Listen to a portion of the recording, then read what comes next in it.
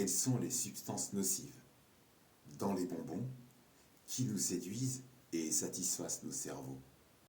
Quelles sont les substances nocives dans les bonbons qui comblent et assouvissent le cerveau des enfants comme par magie? Quels sont ces ingrédients qui, après y avoir goûté, nous rendent tous dépendants de ces substances douteuses et du sucre raffiné, modifié, chimique, transformé? Les bonbons, ces petites merveilles sucrées qui nous font sourire comme des enfants devant un clown en train de jongler avec des ballons. Mais derrière cette façade colorée se cachent des substances qui, il faut l'avouer, sont un peu comme des petits sorciers malicieux dans ton cerveau. Je commence par le sucre, le roi des bonbons. Ce petit granule blanc, cramé au-delà de 170 degrés Celsius. Donc, cramer les fibres, les vitamines, les minéraux, c'est-à-dire rien de vivant, mais qui a le pouvoir de libérer de la dopamine. Mais qu'est-ce que c'est la dopamine?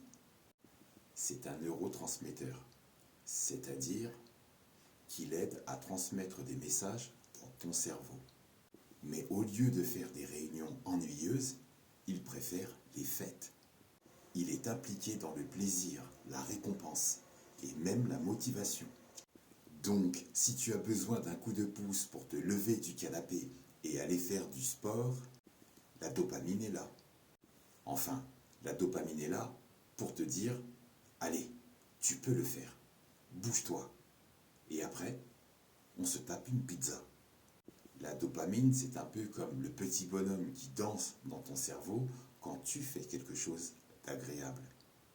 Imagine que tu viens de manger une part de ton gâteau préféré. La dopamine, c'est le confetti qui explose dans ta tête pour célébrer ce moment.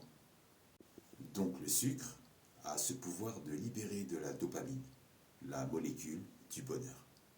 Imagine ton cerveau comme une fête foraine. Chaque fois que tu manges un bonbon, c'est comme si tu gagnais un tour gratuit. Sauf qu'après quelques tours, tu te rends compte que tu as dépensé tout ton argent et que tu es coincé sur le grand 8 de la dépendance du sucre. Ensuite, ce n'est pas fini. Il y a les arômes artificiels.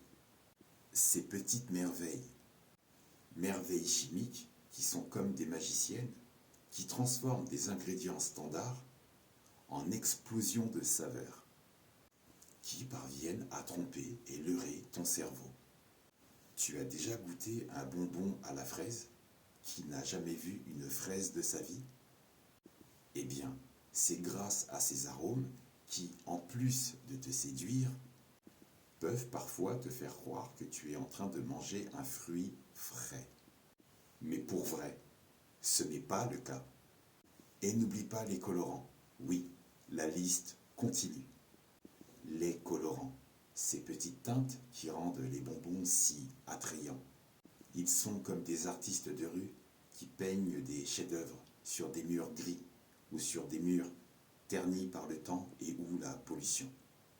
Mais attention, certains de ces colorants peuvent être plus douteux qu'un clown qui essaye de vendre des ballons à un enfant. Ils peuvent provoquer des réactions allergiques chez certaines personnes. Mais qui s'en soucie? Qui en a quelque chose à cirer quand ton enfant a un bonbon à la main, puis ensuite dans sa bouche? En résumé, les bonbons sont un mélange de sucre transformé, d'arômes artificiels et de colorants, qui te séduisent comme un magicien avec son tour de cartes.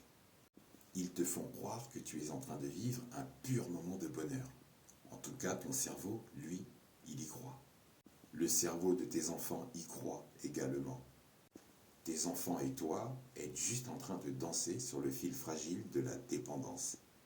Combien d'enfants disent non à un deuxième bonbon après en avoir goûté un? Combien d'adultes disent non à un deuxième ou troisième bonbon après en avoir goûté un premier? Donc, la prochaine fois que tu croques dans un bonbon, rappelle-toi, c'est peut-être délicieux, mais c'est aussi un coup de magie chimique.